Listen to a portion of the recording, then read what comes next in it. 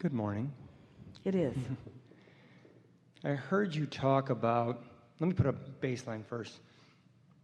My family has been labeled with what they call a so-called genetic disease, early onset Alzheimer's.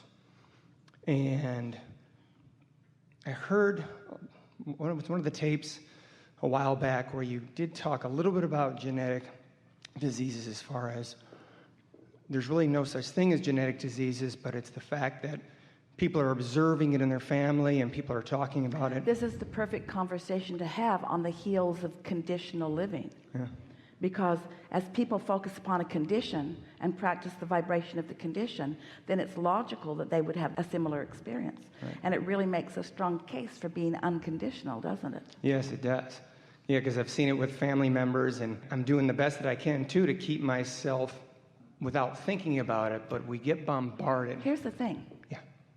Something that big and that frequent and that pressing and that important, if you haven't done the vibrational work first, focusing on that condition's going to get you. In other words, Right. and you can feel it's getting you Right. by the discomfort you feel when you focus there. Right. So what's the discomfort? We just want to ask you. And this isn't going to be hard, and if you don't get it right away, we'll help you figure it out. Okay. But think about what the feeling of discomfort is really about. When someone says to you, it's heredity, or when someone says to you, it's in our genetics, or when you're focused upon someone who is having the experience of it, and you feel that discomfort, Right. what does that discord mean? What's it telling you? The source isn't agreeing with what I'm thinking. Yeah. Yeah. So let's take that sentence and let's make it really matter. Great. Family member, source. Family member, conditional. Source, unconditional. Obvious? Source is pretty unconditional. Emotion, unconditional. Disease, conditional. So, not cleaning up your vibration, practicing a solid, unconditional foundation on things that don't challenge you is necessary first. Because if you start with things that are challenging you, you won't make it. Because the momentum is so strong. You got to become unconditional and know that you're unconditional in other things first.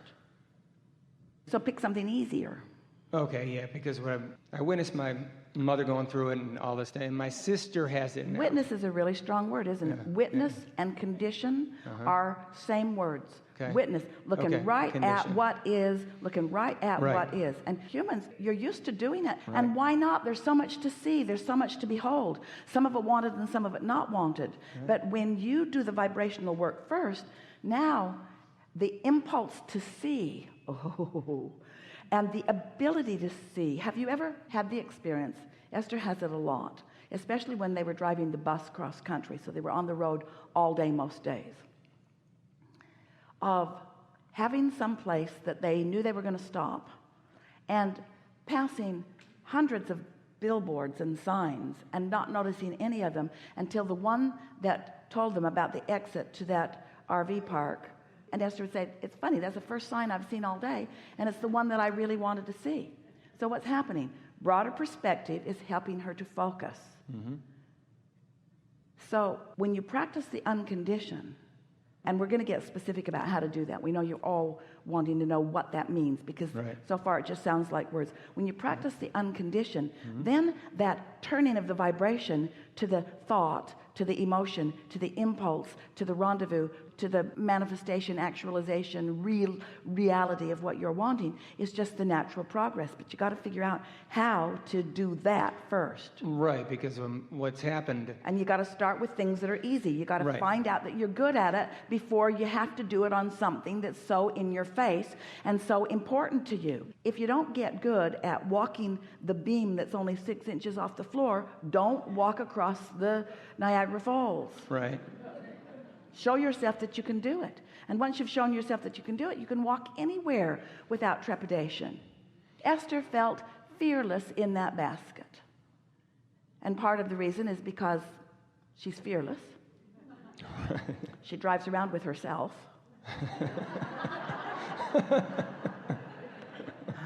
I guess I need some assistance with